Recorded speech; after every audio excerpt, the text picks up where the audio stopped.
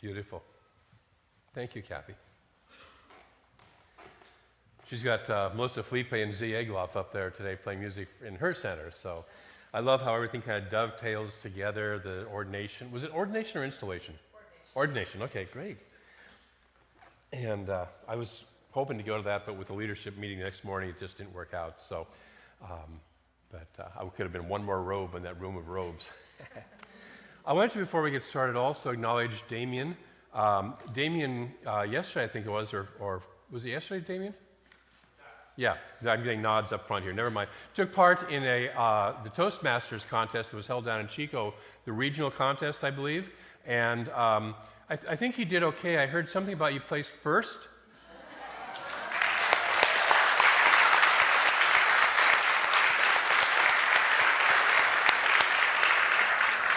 And so he'll be going on to the next level of competition in the Toastmasters contest. So congratulations. We're very blessed to have you. And I love your Red Sox. So now that I'm kind of a short timer, I thought I would just kind of take it easy up here. But actually, I'm up here with, like this because our talk title today is called 99 Years of Private Lessons. And it celebrates, beginning in 1918, Ernest Holmes was giving lessons in his home about this new thing. And the first episode of the Science of Mind textbook, which was written in 1926, was still 8 years ahead, and the final version, which we're most familiar with, was 20 years out.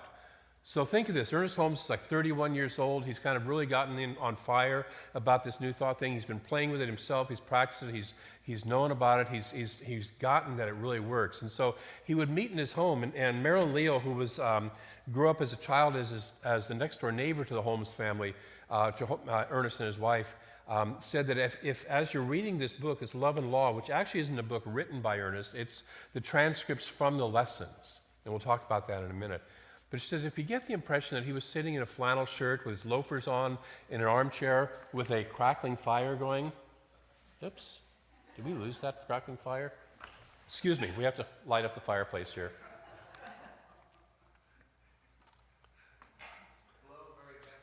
Okay.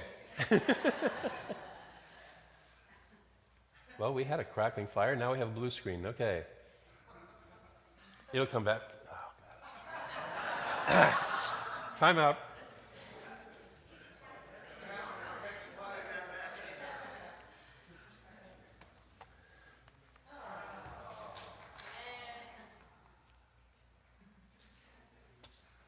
All right.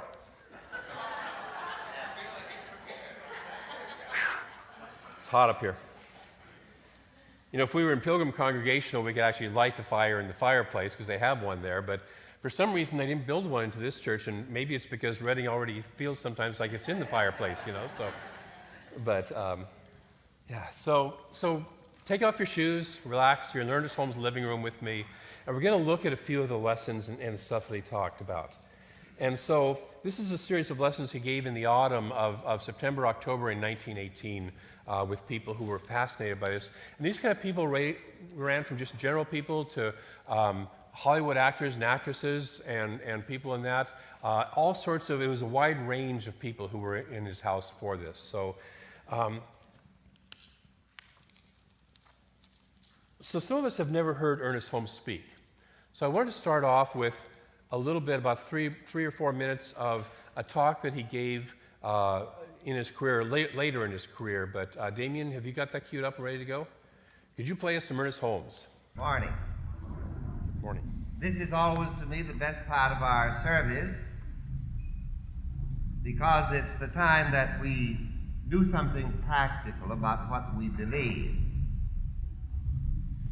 Now, just what do we believe when it comes to the thought that there is a power greater than we are that we can use?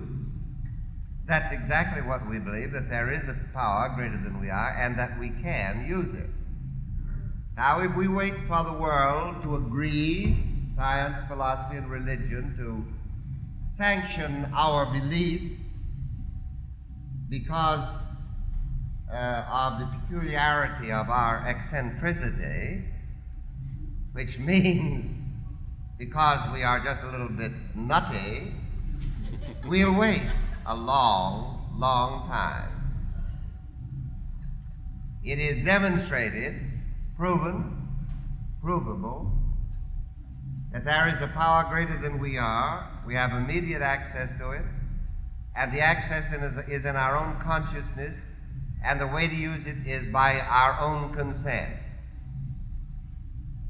Now that's proven in the life of prayer, no matter what anybody's religion was or is. And it's proven not because of what people have believed theologically, but because they have believed in something. And that something is always answered. Now we believe that this works in accord with a definite law. I happen to believe that there is a cosmic body, a universal body, invisible, but that each one of us is an incarnation of that, just as we are of life. I believe personally that everyone is attached to a spiritual reality of himself, double if you want to call it. I don't think it's strange you'll get a life essence or something. There's more to us, as Walt Whitman said, than appears between our heads. So you get a little flavor of Ernest. His main accent, that kind of long drawl, and makes it a little bit hard to understand, just like his books, and and like that. But I love this book. I've actually never read this before until it's the official book for this month's talks, and it is just the transcripts of his lectures, not his lectures, his lessons. And it is available in the bookstore. For those of you who find the Science of Mind textbook kind of obtuse and a little, difficult to read, this is him just saying, this is what you do, this is what you don't do. It's very direct. And so it's kind of Ernest Holmes simplified and stripped down to what's the core of the teaching. So I think I saw Jill in here. Is Jill? Yeah. Are there still any of those left in the bookstore? Love and Laud? Okay. Well, we had a couple in the bookstore this morning, so I don't know if the first service grabbed them up or not, but it's available. It's a great book. I would highly recommend it. So this is the consciousness that he talked, and he starts off by talking about that in order to work with this, the one absolute thing that he asked people was that you believe that this stuff works. Because even if you don't, it still works, as Cherie so perfectly put it in your prayer. So you might as well believe that it works, okay, to go along with it. And I know yesterday Judy and I were talking in the morning. She talked about, when she first got started with religious science, and like I first got started with religious science, we kind of worked on belief that it works until after a while we had so many demonstrations and so much stuff showed up that after a while it's like, no, I know this works. We move from believing to knowing, okay? And once we're in that knowing, then we start to shift in our consciousness and how we work with this. So that's the thing that he invites us to do, is to be absolutely clear that we know that it works. He believes that there's only one, that one body, that one infinite presence, as he talks about, that is all that there is, and whatever we put into it is sent back to us. Whatever we put into it is sent back to us, and he says it's mathematical in its certainty. A quote that he has out of this book is, he says, I notice that it is not to the sentimental ones who gush and gush that big results come. It is to those who think deeply and simply, and pertinently and persistently, and then because they know in what they believe, they know they will get a perfect result. So it's not about our emotional gushing. You've met a few gushers, right? I've met a few gushers. But it's not about that. It's about, do we sit down with it calmly and with certainty, approach it and work with it? And he was a big fan of approaching it that way. Right now we're wrapping up our Prosperity Plus 2 class, and we've been using Genevieve Barron's book, Your Invisible Presence, Your Invisible Power, excuse me.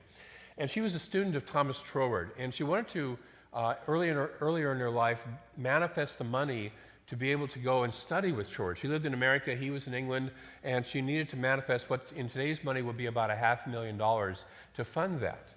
And she said there came a point where she realized that it was happening. That the demonstration was happening, that there was somebody who was going to give her this equivalent of $500,000 to go do this dream. And she said the toughest thing for her was to keep from being overly excited. To keep from being overly excited. See, when we get overly excited, it says, I don't really believe in the universe. Wow, I just dropped something into my lap. Wow, so unusual. But you see, Troward said, Ernest is saying, no, this is just the law in application. This is normal. It is normal for us to have what we want. It is normal for us to have what we put into this infinite presence. So that the law is as certain as any other law. You know, when we turn on the lights, we expect the law of electricity to apply and to work. And if it doesn't, we know there's nothing wrong with the law. We know there's something wrong with our wiring, right? Okay? And it's no more special that electricity works than it is that this law works to manifest what we want. And so when we can approach it with that level of certainty, that I know that as I believe, as I think, as I put into this universe, it absolutely certainly manifests back. And we start to have that kind of a consciousness. He goes on to say, mind receives the impress of our thought like the soil receives a seed and reproduces it. So the seed that we plant into the soil, if I plant an apple seed into the soil, I'm going to get what? An apple tree. I won't get a row of corn, will I? Okay, I'll get an apple tree. It's just certain, right? And that apple tree will generate apples, which will generate seeds, which will reseed itself. And so, in a way, the soil reproduces, the process of nature reproduces what is planted into it, the seed. And all that is needed to reproduce the seed. See, we like the fruit of the tree, right? And we like the shade of the tree. And it does all sorts of wonderful things, and it still generates more seed to reproduce more of its kind. And so as we plant our seed into the consciousness, it's the desire of the universe to constantly seek expression as us. It's what it's programmed to do. It's what it wants to do. Your heart desire, that desire of your heart, is really the universe desiring through you. It's the universe desiring through you. And so many times we get talked out of, well, I shouldn't want that. Who do I think I am? I'm too big for my britches, all that stuff, right? Some of you have heard those little thoughts in your mind, or something like that. And the universe doesn't have any agenda. It just says, I'm here to reproduce. So if I'm saying, well, I want this, but I don't really deserve to have it, the universe will say, yes, I agree with that. It'll agree with whatever we put into it.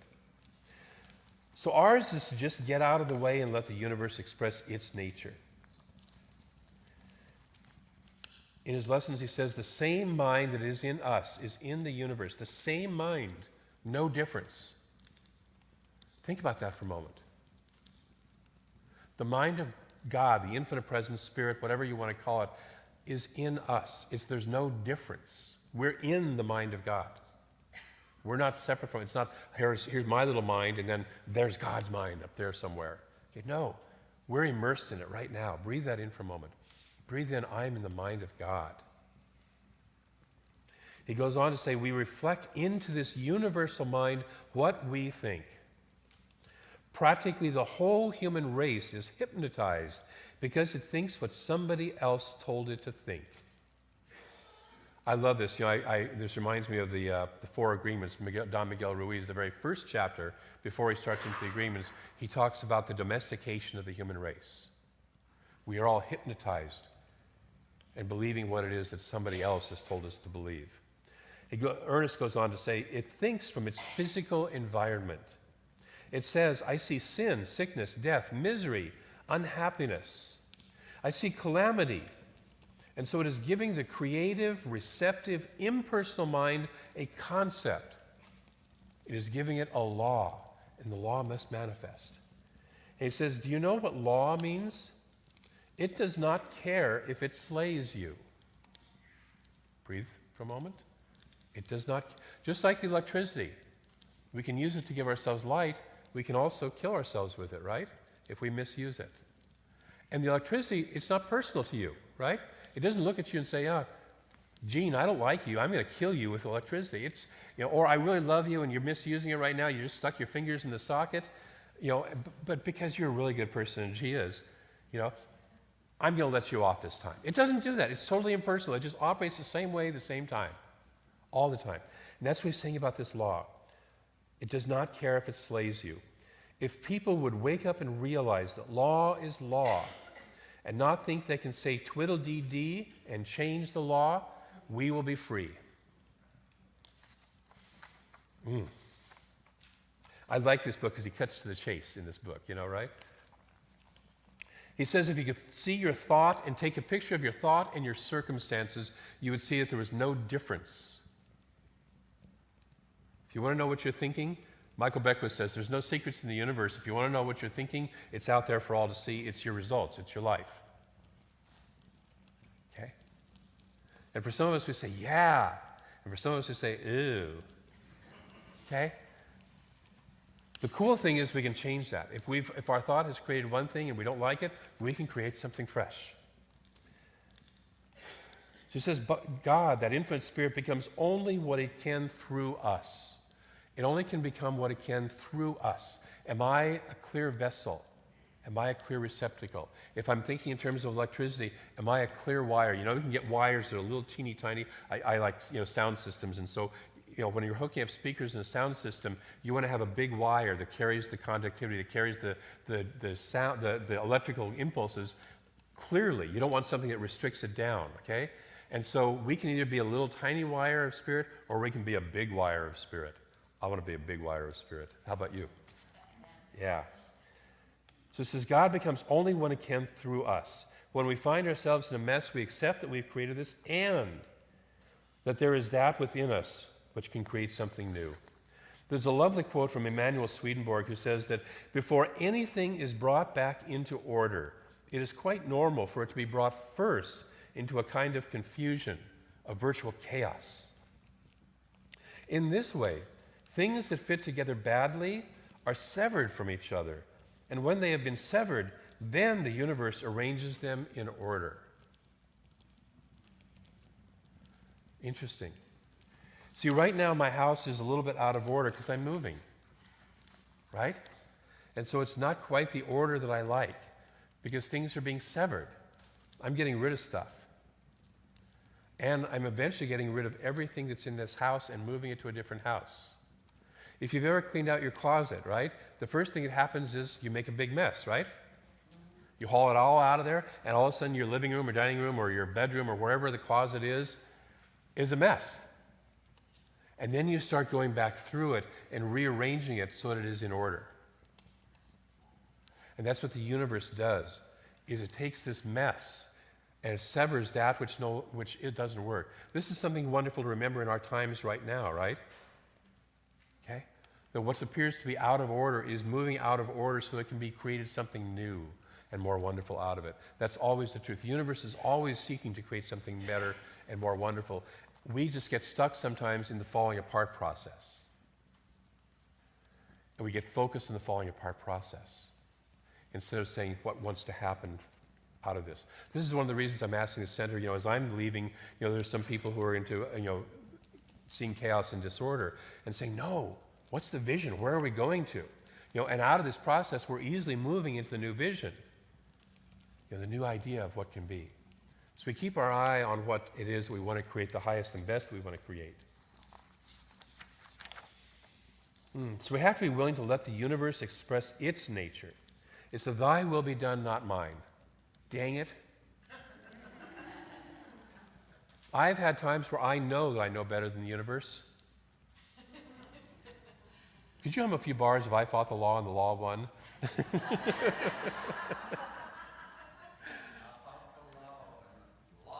Thank you, Dick. And the universe always has a better idea, doesn't it? Always has a better idea. Even though sometimes in the process of getting there, I don't think it's a better idea. But once I get there and I look back and say, oh, that's what it was trying to manifest. So Ernest says, let the universe express its nature through us. So we hold the vision of what it is that we desire, recognizing that, again, that heart desire, that soul desire, that thing that has been calling us is really the universe wanting to express. God wants to experience itself through us. And The God that I know wants to have fun. Yes? My friend Edwin Gaines says, this is the party planet, and you can count on me to do my part. Okay? Another friend of mine, Patricia Campbell, wrote a book that says, show God a good time. Show God a good time. You're God. You're it. Show God a good time. And so we don't focus on the condition we don't want. We focus on where we want to go. He says we must have a perfect idea of what we want. See, some of you have heard, we talked a little bit about, in my move to Olympia, I wanted to, I first noticed I was starting to get a little concerned about where am I going to live and how much is it going to cost. When I moved here, it took me 2 months, that I was stuck in some, dump, little low-rent motel sort of place. Hi, Ed. This beautiful, I was so blessed. I had Ed Garcia's, wonderful home. I got to play pool almost every night in his pool table and beautiful 4-bedroom house on 5 acres, so no, I was completely the opposite. I was loved and cared for the whole time I was there, and I truly appreciated Ed for doing that. And yet I also still kind of got to the point where I wanted my place, to move my stuff into and live in. So I was starting to notice that was I was having a little, chatter in my head about how's that going to work out. And I started to look at some of the rentals online up there and went, nothing looks good, nothing looks right, and it costs more than here. And not as much as Seattle, thank you God, but a whole lot, not a whole lot more, but a little bit more than here. And I was like, okay, so how's this going to work out? So I'd sent up to the board, the search committee up there, my kind of parameters for what I was looking for in a house, just general parameters, And so all of a sudden I get this email from this person who says, the house across the street from me is coming open. It's a rental house, and this is the address. Take a look at it. And, I love the fact that we live today. We can have internet fires, right? And we can also go to Google Maps and look up a picture of the house online, right? And so I can go tour my house before I ever get there, or at least I can see the outside of it at the start. And it was funny because I had gotten to a point where I had visualized what the house was that I wanted. I had sat in spirit and I'd done the work, and I said, what is the place that you want to live in as me? That was my question. What is the place that you as me want to live in? And so out of that came a picture of this house and a sense of a house. And a couple days later, I get this picture, and this house is almost exactly what it was that I had envisioned. The garage is on the other side of the house than where I originally envisioned it. I don't care. I don't think Spirit cares. And it's a double-car garage. So when I get my little sports car, I can add that in there too. And it manifested perfectly. And the person who owns it lives right next door to it, and he says, no, I want below market price for it. He says, because I want somebody like you who's a little bit older, stable, doesn't smoke, doesn't have pets. I know you're not going to trash the place and have wild parties. Linda, who's his neighbor, who's the congregant there, said, praised you. And so we did the deal. I've got this house all, arranged to where I'm moving in for well below market price. In fact, it was exactly what I said that I wanted to pay. And the deposit for the house is exactly half of the rent, which is less than most places do. And so Spirit just works. When we start to work with it, we start to say, what is your idea? What is the divine idea that you want to manifest here in this area? It works. The next thing we have to do is we have to accept the fact that we have it. We have to accept that it is already ours. So it's not enough to just put it out there and say, I'm going to visualize this. If I don't own it, if I don't accept that it's mine, if I don't trust this universe to say, here it is, full-blown, it's already there, it is yours right now. The gift is already given. The gift is already given. I think you mentioned that in the prayer. Okay? Can I accept the gift? Can I accept the gift? It's already here. And so that's the second step, is once I get put that perfect picture into mind, I have to accept it. Have you ever tried to give a gift to somebody and had them not accept it? Okay? So do we accept it? We have to accept it. So if we look to see where it's coming from, our doubt will undo it. We try and get into the how is this going to happen? Okay? I've had so many housing demonstrations, I have no idea the how. That I've never had any idea of how it was going to happen, but it happened better than I had ever planned. So if we get our, as Emerson says, bloated nothingness out of the way, and can allow Spirit to do the manifesting, allow Spirit to figure out the how, we just put in the what. and we accept that we have it. And that's the essence of this first lesson, this first couple of lessons of Ernest, is we do that. So this week for your spiritual practice, I want to invite you to do 3 things. Number 1 is to choose an outcome you'd like to experience. Choose an outcome you'd like to experience. It can be big, it can be small. You're the one who decides what that is. Anyways, there's no big or small in the mind of God. But choose an experience. How would you like to have Spirit show up in your life now? And choose that. Mary Morrissey says, sensorize it. Get a sensual experience of it. See it. See, when I was visualizing that house, I saw it and then I walked into it. Before, this is in my mind before they ever sent me the address. I saw this house in spirit. I saw this house in my imagination. And so I walked through it. I looked around it. What does it look like? What does it feel like? What's the sense of it? Okay? And so sensorize it. Take your desire, take whatever it is you're picturing, get a picture of it, get a feel for it. What does it sound like? What is it, if it's appropriate, what does it taste like? I didn't lick the walls of the house, I promise you. But what does it taste like if that's appropriate? What does it smell like? What is your 5 sensory, 6 sensory experience of this home or of this thing that you desire? Get a clear idea of it in your mind to the best of your ability. Ernest says, you cannot demonstrate 1 iota beyond your mental ability to conceive. So how much good can you conceive? How good are you willing to have it? How good are you willing to have it?